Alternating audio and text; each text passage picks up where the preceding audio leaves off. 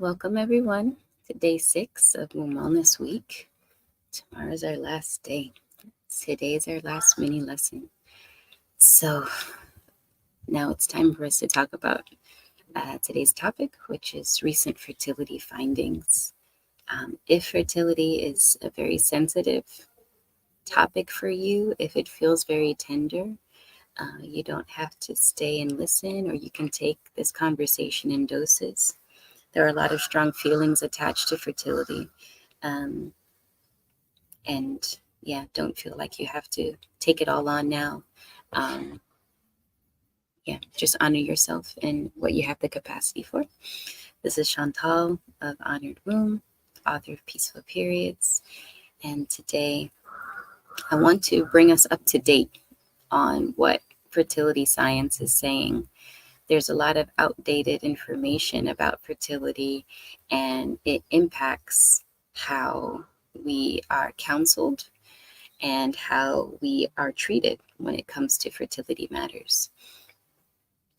Our talk later today, our interview with naturopathic endocrine specialist, Sister Faiza Patel, will go into this much deeper, but just some framework and principles and practices to understand fertility in a more accurate sense is what I hope to address today.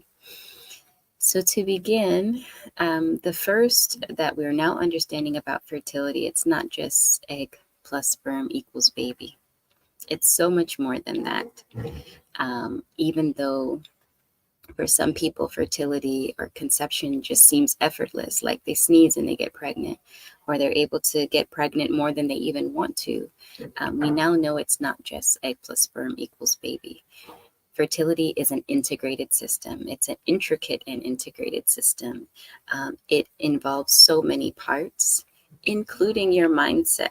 It has actually been proven in research that your belief in your fertility, as well as your partner's belief in your fertility and your ability to conceive, impacts fertility outcomes. So your mindset does matter.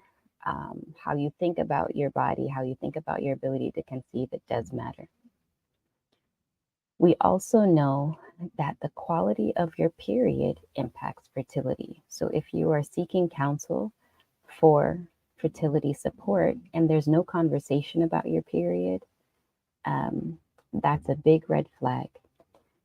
The quality and your experience of your period is a direct reflection of your hormonal health and your fertile status. As we said, your period is the 5th vital sign. It is an indicator of your overall health and vitality. So not just the fact that you have a period, but the quality of that period. So if you are consulting with someone or meeting with a healthcare provider that is not asking you detailed questions about your period, and knowing which characteristics of a period have the highest fertility outcomes, big red flag, right? So how you experience your period, the length of your menstrual cycle, right? How many days in between your periods, from one period to the next, the color of your menstrual blood, the symptoms you experience, all of these contribute to your fertility.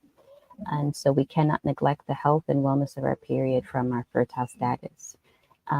Most of the times when people are being told that they have unexplained infertility, it really is subfertility. It's really less than optimal fertility, and oftentimes the period is going to give a clear window into what needs to be addressed and where the shortcomings are, or where there's room for growth and improvement. Your relationship with safety impacts your fertility. Both your brain and your body need to feel safe for optimal conception. Do people conceive in unsafe situations all the time? Yes. But if you're not conceiving right away, then it's something to think about. How safe do I feel in my body and my brain, right? And this safety can be physical safety, emotional safety, even nutritional safety. For our body to feel safe, there are ways that we do that, right? Stable blood sugar is one of the ways that we communicate safety to our body. Skipping meals is not communicating safety to your body. limiting calories, calorie restriction, all of these practices, really long extended fasting, intermittent fasting.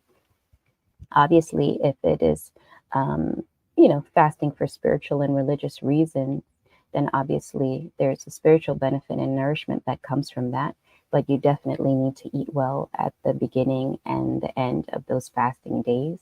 Having a really nutritious pre-fasting meal is going to be of particular importance if you're trying to conceive. And you might want to be conscientious of how often you do voluntary fasting if you're actively trying to conceive, right? Because nourishment and stable blood sugar is one of the ways that we communicate safety to our bodies. So if you have a habit of a lot of voluntary fasting, every other day fasting, be mindful of how you may want to adjust that when you're actively trying to conceive. Another recent research finding shows us that your relationship with pleasure impacts fertility outcomes. And it should be obvious, but for many, it's not, right? For many women, they believe that pleasure, sexual pleasure in particular, is not for them, it's for their partner. But we do know biologically, physiologically, and logically that female pleasure, female orgasm facilitates conception. There are things that happen to the body with arousal that facilitates conception happening. It facilitates that meeting of sperm and egg, and the physiologic shifts that happen are impactful. Our relationship with fat also impacts our fertility. So this is your body mass index, like your actual weight. There is such a thing as too low of a BMI as well as too high of a BMI, or body mass index, for fertility outcomes.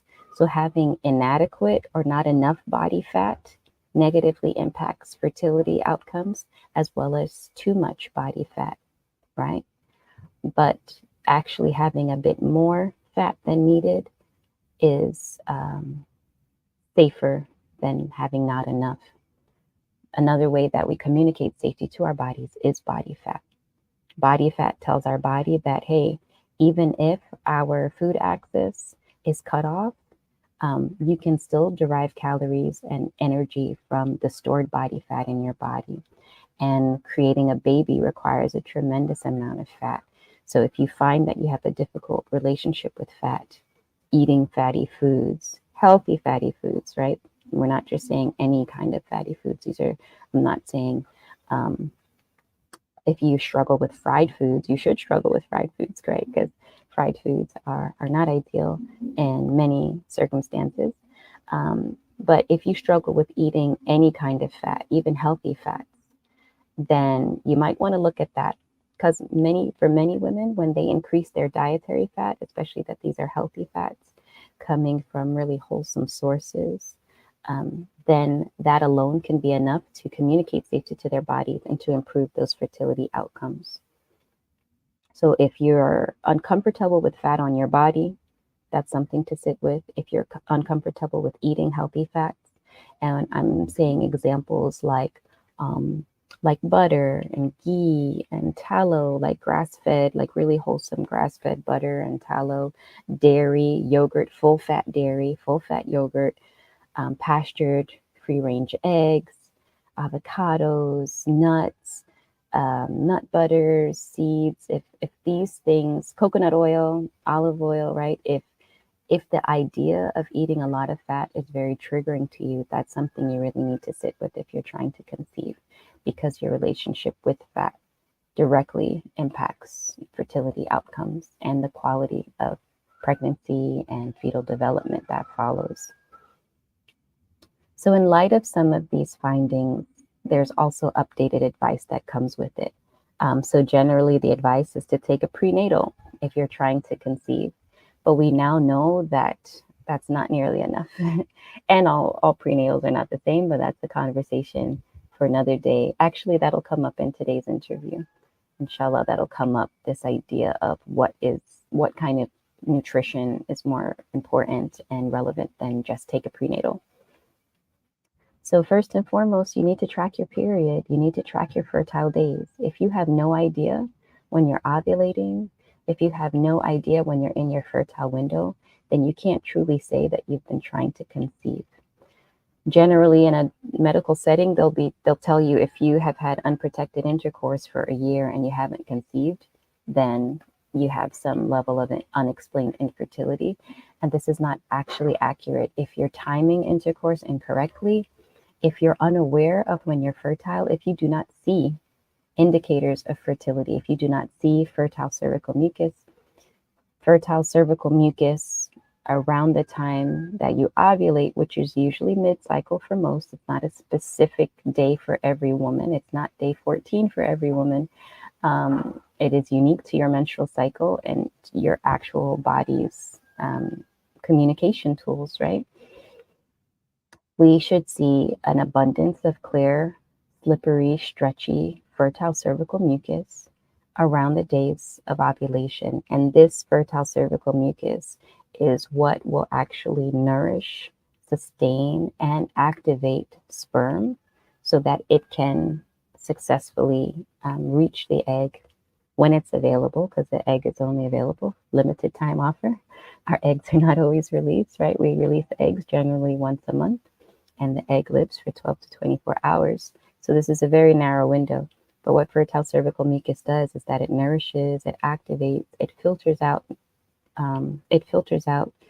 deformed sperm, and it keeps the sperm nourished alive inside of the female reproductive system for multiple days so that the sperm is available on hand when that egg is released. So if you did not know that, you need to know that if you're serious about trying to conceive.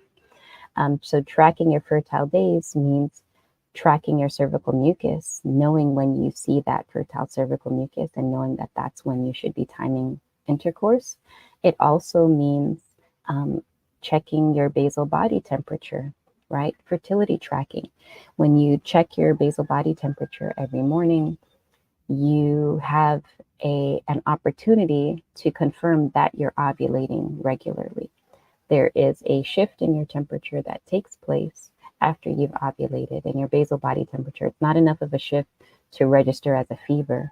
It's very subtle, and it only can be recognized if you're taking your temperature on a regular basis. And so if you're not confirming that you're ovulating every month and you're not aware of when you're ovulating, then you're not really trying to conceive, if that makes sense, right? So again, just trying unprotected sex for a year is not enough to say you've been trying to conceive. It's also really important that you start living as if you're already pregnant. So whatever space and nutrition and time and boundaries that you would set for yourself if you were pregnant, it's time to put that into practice beforehand. Also, some daily movement. Both overexertion is problematic. If you're exercising too much, that registers as unsafe and stressful. And if you're not moving enough, that also registers as unsafe in the body. Taking care of your oral health, your dental health impacts fertility outcomes. Your oral microbiome impacts fertility outcomes.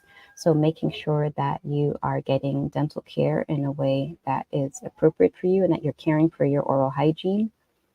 Also checking your lubricants. We now know that some lubricants are not sperm friendly. So if you make use of lubricants, make sure that the ingredients are sperm friendly and not damaging or compromising of sperm quality. Obviously, it should be evident by now, but people still don't know this, that men also need to be vigilant about their health and the status of their health and their habits, their eating habits, their dietary habits, their mindset, their lifestyle habits. That also impacts fertility outcomes. Fertility challenges are not only carried by women. The quality of sperm, men always are impacting the quality of their sperm in the same way that women are always impacting the quality of their eggs. We're often told that women have limited egg supply, and it's true that we don't. We have a set number of eggs. Ovarian reserve is real, but we're always impacting the quality of our eggs. So even as you get older, even as you go above 40, know that you're always impacting your egg quality. And this is why it's advised to take at least 120 days to intentionally prepare for conception, because the choices that you make, your state of health now, are going to impact the eggs that are released about 120 days from today. Okay, so it's not something that you just jump into. There is what they call a trimester. That's really important. And the other fertility finding, is there anything else? I think we covered most of it. There was something else I wanted to say, but I think I covered everything that was in my notes here. So tracking your period, right? Oh, I think the last thing I wanted to say is that, and it'll come up in today's interview as well, but there really is such a thing as a fertile period. And there are ways that you can be supported towards having a more fertile period, so that you are positioning yourself for the best possibility and for the highest chance of conception. So, a quick recap: when considering our fertility, we need to also be mindful of our mindset and realize fertility is an integrated system, that the quality of our period impacts our fertility. Our body and brain need to feel safe, so your relationship with safety impacts your fertility. Your relationship with pleasure impacts your fertility. Female pleasure and female orgasm facilitates conception. Your relationship with fat impacts your fertility, so eating enough healthy fats, having enough body fat, also stable blood sugar is another way that we register safety in our bodies. And feeling safety and belonging, like emotional belonging, safety is a big thing too in our relationships. Having agency, feeling heard, feeling accepted as you are. Those are other ways that we perceive safety. And then updated fertility advice is to track our fertile days, track your basal body temperature so you know that you're ovulating, track your cervical mucus so you know which days you are most fertile. Start living as if you're already pregnant, because the choices you make today will impact the eggs that are released. 120 days, or the egg that's going to be released usually, right? We develop a couple of follicles, but we generally release 1, 2 at the most. They're going to be released 120 days on average from now. So you start working on your egg quality from now. I think it's actually 3 to 4 months, but take all the 120 days.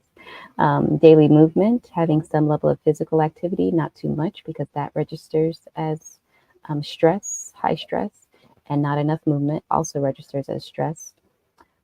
Take care of your dental health, your oral health. Check your lubricants. Make sure if you're using lubricants that they are sperm friendly and not damaging to sperm. And taking at least 120 days to prepare or trimester. And if you'd like to know where this information is sourced from, this information is sourced from the Fertility and Pregnancy Institute, which is the institute run by Dr. Cleopatra, who is an amazing fertility scientist and researcher. She helps women in really in the scenarios that fertility doctors would say you have no chance. Dr. Cleopatra gives them hope. She helps them improve their egg quality, improve their epigenetic expression, which is how your lifestyle and dietary choices optimize the way your genes are expressed, and helps them to have healthy pregnancies and healthy super babies, as she calls them, even with women of advanced age, 45 and older. So if you're looking for more information, I would highly recommend you check out Dr. Cleopatra of the Fertility and Pregnancy Institute. And this is your prompt for today. And I'd love for you to share your reflections on this. How fertile is your life? And where or how are you making your life more fertile? So that's the reflection for today. We've scanned our wombs and we envisioned what those spaces look like. And inshallah, we identified spaces where we could be bringing more life and love and welcoming presence to our wombs. And now if you generally look at your fertility and look at the fertility of your life, look at how you relate with this idea of fertility and growth and vibrancy and vitality in your life. How would you measure that? How does your lifestyle reflect that? How does your self-talk? Self-talk is another one. Do you know that negative self-talk literally creates inflammation in your body? So how are you talking to yourself? Do you talk to yourself in fertile ways? And how can you make your life, or what can you bring to your life to make it a more fertile and hospitable space for new life to take root, and new physical life, figurative life, new ideas, new habits, new growth to take place. So that's our mini lesson for the morning, and our last mini lesson for the week.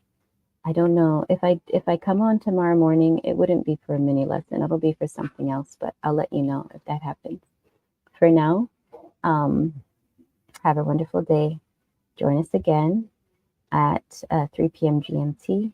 So that's 11 a.m. EST, 7 p.m. GST, 11 p.m. SGT for our session on the root of fertility issues with naturopathic endocrine specialist, Sister Faiza Patel. We'll see you then. Have a wonderful day. Assalamu alaikum wa rahmatullahi wa barakatuh, and peace be upon you.